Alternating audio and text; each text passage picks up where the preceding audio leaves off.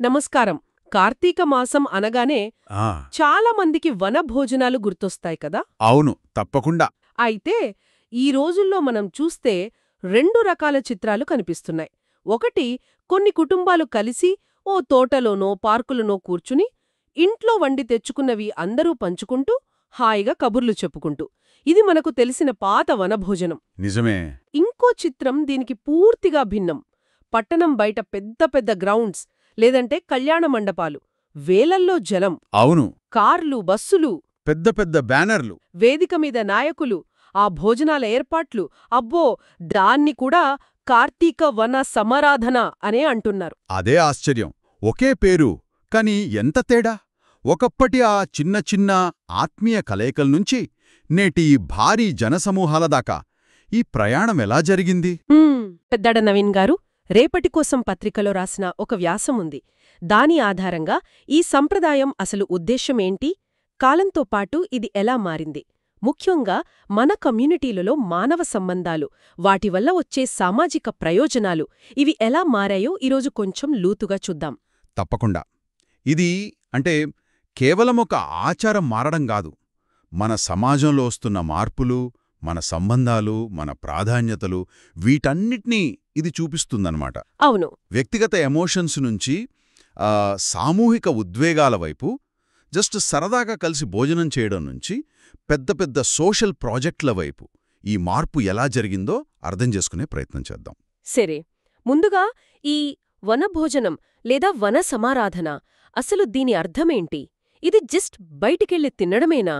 అక్కడే ఉంది అసలు విషయం. ఇది కేవలం పిక్నిక్ లాంటిది కాదు. ఆ పేర్లోనే చూడండి, సమారాధన. సమారాధన అంటే పూజ కదా. అవును, పూజ, ఆరాధన. దీని వెనక బలమైన పౌరాణిక, ఆధ్యాత్మిక నేపథ్యం ఉంది. కార్తీక పురాణంలో చూస్తే నైమిషారణ్యంలో సూత మహర్షి, ఋషులు అంతా కలిసి వనభోజనాలు చేసినట్టు ఆ ప్రస్తావన ఉంది. ఓ, మరి శ్రీకృష్ణుడికి సంబంధించిన కథ కూడా ఒకటుంది కదా, దీనికి స్ఫూర్తి అనంటారు. అది చాలా ముఖ్యమైన పాయింట్. భాగవతంలో ఉంది. కృష్ణుడు, బలరాముడు, గోపబాలురు అంతా కలిసి యమునా తీరాన బృందావనంలో భోజనం చేస్తారు. దాని స్పెషాలిటీ ఏంటంటే, అక్కడ కృష్ణుడు రాజు అని గాని, నేనే గొప్ప అని గాని అవ్వేమీ చూడ్లేదు. అందరితో సమానంగా కింద కూర్చొని ఒకరి మూటలోని చద్దీ అన్నం ఇంకొకరు అలా పంచుకుని తిన్నారు. అంటే ఎలాంటి హెచ్చుతగ్గులు లేకుండా. ఎగ్జాక్ట్లీ. ఏ అరమరికలు లేకుండా అంటారు చూడండి. అంటే ఎలాంటి దాపరికాలు, భేదభావాలు లేకుండా. అదే అసలైన సమైక్యత. సోషల్ హార్మోనీకి అదే సింబల్ అన్నమాట. తాత్వికంగా కూడా వనం అంటే ప్రకృతి, అంటే బ్రహ్మస్వరూపం. సో వనభోజనం అంటే ప్రకృతితో, పరమాత్మతో ఒకటవ్వడం. మరి ప్రత్యేకంగా ఉసిరి చెట్టు కిందే ఎందుకు చెయ్యాలి అంటారు? ఉసిరి అంటే లక్ష్మీ స్వరూపం, పూజ చేస్తారు, అది తెలుసు. కాని ఆధ్యాత్మికతతో పాటు ఇంకేమైనా ప్రాక్టికల్ రీజన్స్ ఉన్నాయా? ఖచ్చితంగా ఉన్నాయి. ఇది మన పూర్వీకుల, అంటే ఒక బ్యూటిఫుల్ పబ్లిక్ హెల్త్ స్ట్రాటజీ అనొచ్చు. ఓ, అవునా? అవును. ఉసిరి చెట్టును సంస్కృతంలో ధాత్రి అంటారు. ధాత్రి అంటే ధరించేది, పోషించే తల్లి అని.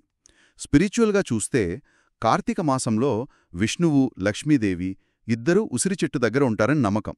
ఆ చెట్టు భాగాల్లో త్రిమూర్తులు, దేవతలుంటారని కూడా అంటారు. అందుకే ఆ చెట్టు కింద పూజ, భోజనం చేస్తే పాపాలు పోయి విష్ణులోకం వస్తుందని నమ్మకం. ఇది నమ్మకం. సరే, మరి హెల్త్ వైజ్గా, ఆరోగ్యపరంగా ఏంటిది ఇంపార్టెన్స్? ఆరోగ్యపరంగా చూస్తే కార్తీక మాసమంటే చలికాలం స్టార్టింగ్ గదా. అవును. వాతావరణం మారుతుంది, బాడీ హీట్ తగ్గుతుంది. ఆయుర్వేదం ప్రకారం వాత, పిత్త, కఫ ఈ త్రిదోషాలు ఇంబ్యాలెన్స్ అవుతాయి. సింపుల్గా చెప్పాలంటే బాడీలోటి గాలి, వేడి, నీరు, వీటి బ్యాలెన్స్ దెబ్బతింటుంది. ఉసిరికాయలో చూడండి, చేదు తప్ప మిగతా 5 రుచులు, అంటే తీపి, పులుపు, వగరు, ఉప్పు, కారం అన్నీ ఉంటాయి. ఇది డైజెషన్ని ఇంప్రూవ్ చేస్తుంది, బాడీ హీట్ని బ్యాలెన్స్ చేస్తుంది. అంతేకాదు, ఆ ఉసిరి చెట్టు కింద గాలి పీల్చడం, అక్కడ ఉండటం వల్ల కూడా ఈ దోషాలు బ్యాలెన్స్ అయ్యి ఆరోగ్యం బాగుపడుతుందని నమ్మకం. అద్భుతం. అంటే పుణ్యమొస్తుంది అని ఒక ఎంకరేజ్మెంట్తో ప్రజలు ఉసిరి చెట్టు దగ్గర ఎక్కువసేపు గడిపేలా చేసి వాళ్ల ఆరోగ్యాన్ని కూడా పరోక్షంగా కాపాడే ఒక ఇంటెలిజెంట్ సోషల్ హెల్త్ సిస్టమ్ అన్నమాట ఇది. మన పూర్వీకుల ఆలోచన. కమ్యూనిటీ హెల్త్ మీద వాళ్ళకెంత శ్రద్ధ ఉందో తెలుస్తుంది. నిజమే. సో వనభోజనం వెనుక ఉన్న అసలు గోల్స్ చాలా ఉన్నాయన్నమాట. స్పిరిచువల్గా విష్ణుపూజ, పుణ్యం, ఫిజికల్గా ఉసిరిగాలి, సాత్విక ఫుడ్తో హెల్త్, మెంటల్గా ప్రకృతిలో ఉండటం వల్ల వచ్చే ఆనందం, డైలీ రొటీన్ లైఫ్ నుంచి బ్రేక్. అన్నింటికన్నా ముఖ్యంగా సోషల్గా కుల, మత, వర్గ, హోదా భేదాలు మరచి ఒకే కుటుంబంలా కలిసిమెలిసి ఉండటం. ఇది కమ్యూనిటీలో రిలేషన్స్ని స్ట్రాంగ్ చేస్తుంది. సోషల్ వెల్ఫేర్కి, హార్మనీకి హెల్ప్ అయ్యే గొప్ప ప్రయత్నమిది.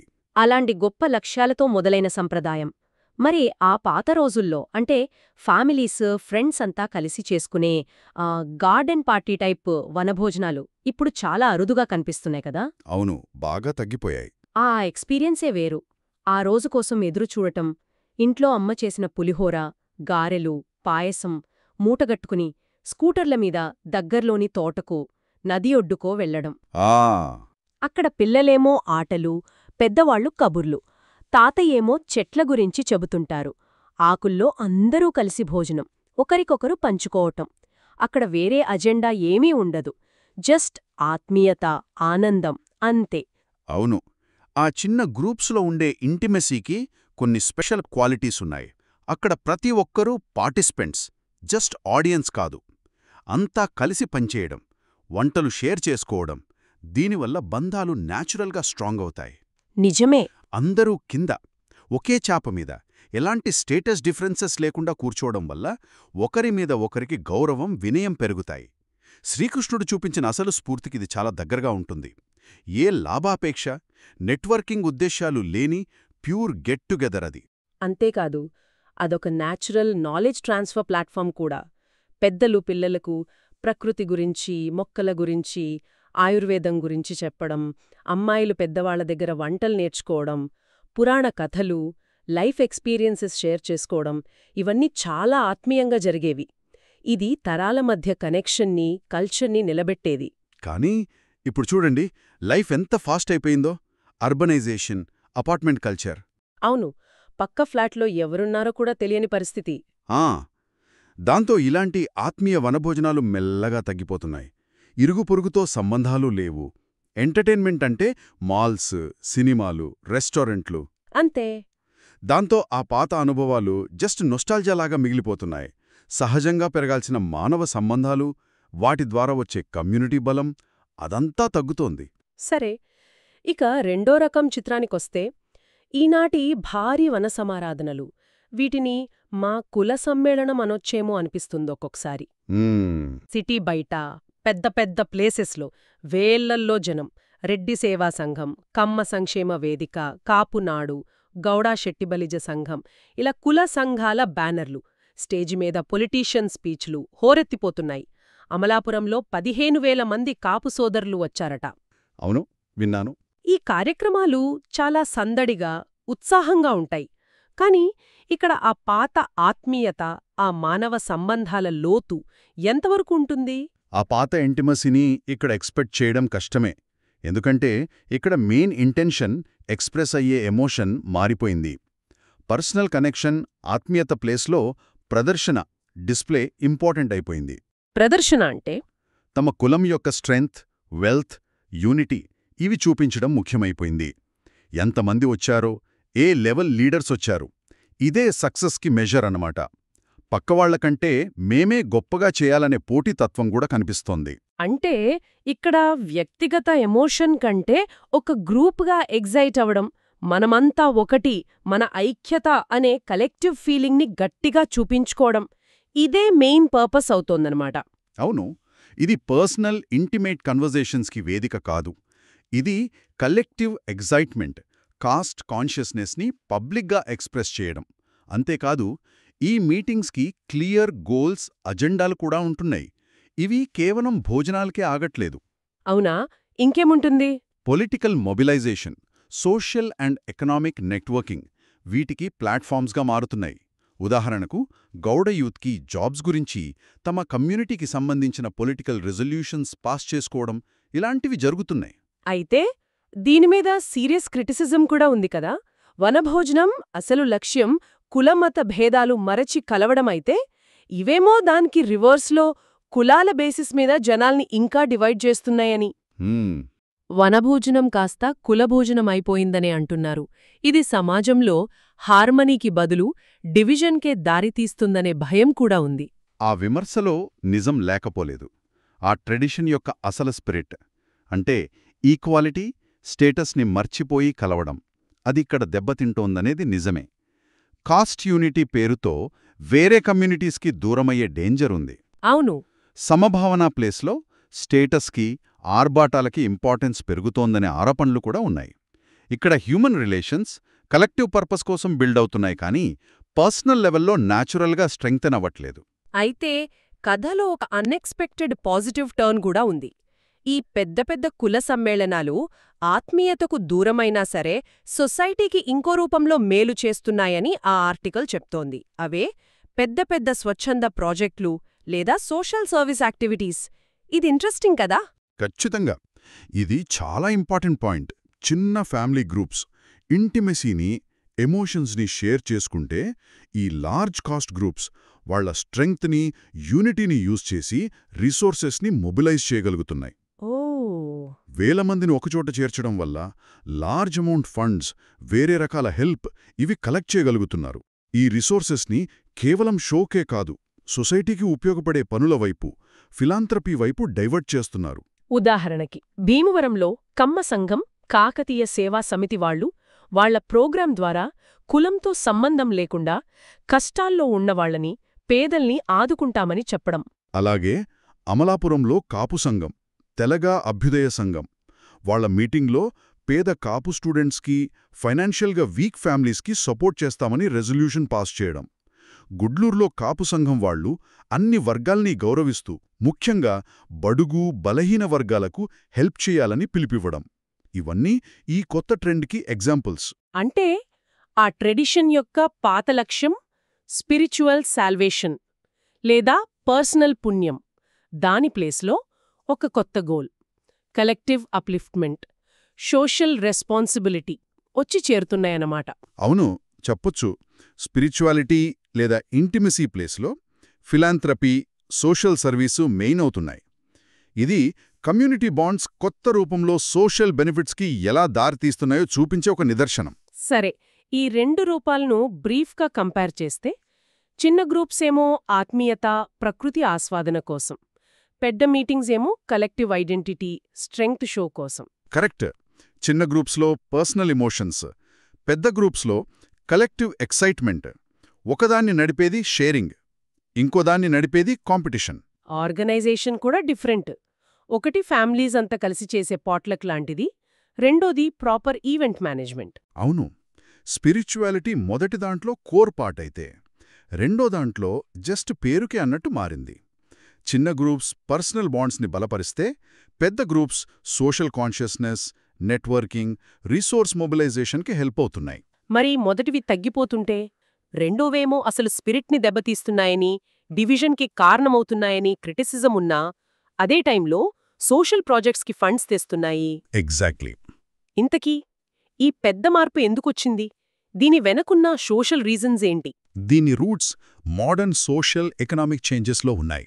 మెయిన్గా అర్బనైజేషన్, పట్టణీకరణ. అవును, పల్లెల్లో న్యాచురల్గా ఉండే ఆ కమ్యూనిటీ ఫీలింగ్ సిటీస్లో మిస్ అవుతుంది. అనానిమిటీ, లోన్లీనెస్ పెరుగుతాయి. ఇలాంటి సిచ్యువేషన్లో జనాలు తమకంటూ ఒక ఐడెంటిటీ కోసం, మేము అనే ఒక ఫీలింగ్ కోసం వెతుకుతారు. ఆ మేము అనే కలెక్టివ్ ఐడెంటిటీ ఇవ్వటానికి, సిటీస్లో ఆ లోన్లీనెస్ పోగొట్టడానికి కుల గుర్తింపు ఒక ఈజీ, పవర్ఫుల్ టూల్గా మారిందంటారా? చాలా వరకు అవును. పొలిటికల్గా, సోషల్గా, ఈవెన్ ఎకనామికల్గా కూడా కాస్ట్ అనేది ఒక మొబిలైజింగ్ ఫోర్స్ అయింది. ఈ కాంటెక్స్లో వనభోజనం లాంటి ట్రెడిషనల్ ఈవెంట్స్ ఈ కాస్ట్ మొబిలైజేషన్కి ఒక కల్చరల్ కవర్ లాగా యూజ్ అవుతున్నాయి. అంటే అది ట్రెడిషనల్ కాబట్టి దానికొక సోషల్ యాక్సెప్టెన్స్, లెజిటిమసీ వస్తుందన్నమాట.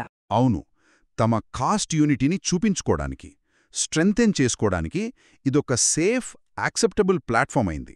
మరి ఎకనామిక్ లిబరలైజేషన్ తర్వాతొచ్చిన కొత్త రిచ్ క్లాసెస్ వాళ్ల వెల్త్ని, స్టేటస్ని ప్రదర్శించుకోవడానికి ఇదొక ఆపర్చునిటీగా మారి దానివల్ల కాంపిటీషన్ పెరిగిందంటారా?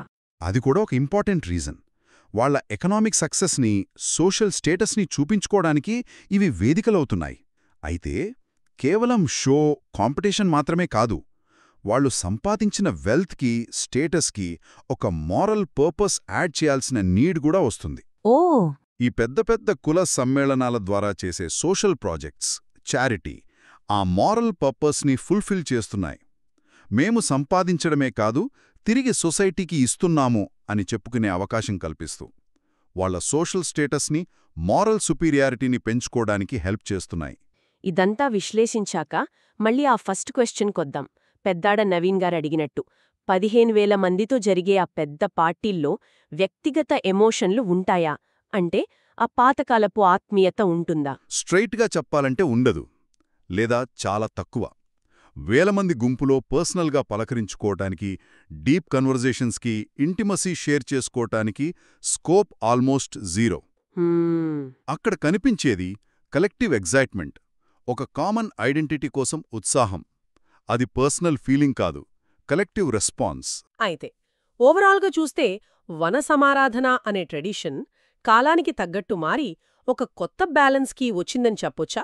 ఒకవైపు చిన్న చిన్న గ్రూప్స్ ఇంకా ఆత్మీయతను, ఎమోషన్స్ని షేర్ చేసుకునే వేదికలుగా గతం వర్తమానం మీద ఫోకస్ చేస్తూ ఫేడ్ అవుతున్న ఎక్స్పీరియన్స్గా ఉంటే, మరోవైపు ఈ భారీ సమ్మేళనాలు రిసోర్సెస్ని మొబిలైజ్ చేసే వేదికలుగా ఫ్యూచర్ మీద, సోషల్ ప్రాజెక్ట్స్, అప్లిఫ్ట్మెంట్ ఫోకస్ చేస్తూ గ్రో అవుతున్న రియాలిటీగా మారాయి.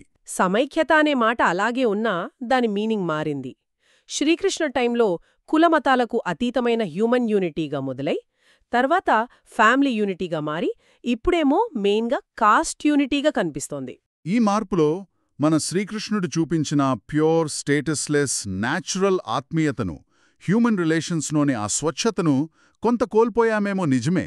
కానీ అన్ఎక్స్పెక్టెడ్గా ఆ ప్లేస్లో పేద స్టూడెంట్స్కి సపోర్ట్ చేసే, బడుగు బలహీన వర్గాలకు హెల్ప్ చేసే ఒక కొత్త రకం కలెక్టివ్ రెస్పాన్సిబిలిటీ పుట్టుకొచ్చింది. అవును, సొసైటీలో పాత టైప్ హ్యూమన్ రిలేషన్స్ తగ్గుతున్నా కొత్త రూపంలో కలెక్టివ్ బెనిఫిట్స్ జరిగే మార్గాలు ఏర్పడుతున్నాయి. మరి ఫైనల్గా మనం కోల్పోయిన ఆ పర్సనల్ ఇంటిమెసీ, ఆ న్యాచురల్ హ్యూమన్ కనెక్షన్స్ విలువ ఎక్కువ అనుకోవాలా? లేక మనం కొత్తగా పొందుతున్న ఈ కలెక్టివ్ రెస్పాన్సిబిలిటీ, ఆ ఆర్గనైజ్డ్ పవర్ ద్వారా వచ్చే బెనిఫిట్స్ విలువ ఎక్కువ అనుకోవాలా? ఈ రెండింట్లో దేనికి ప్రయారిటీ ఇవ్వాలి? బహుశా దీనికి ఆన్సర్ కాలమే చెప్పాలి, లేదా తేల్చుకోవాల్సింది మన సమాజమే. దీని గురించి ఆలోచించాల్సిన అవసరం ఉంది. అవును, నిజమే.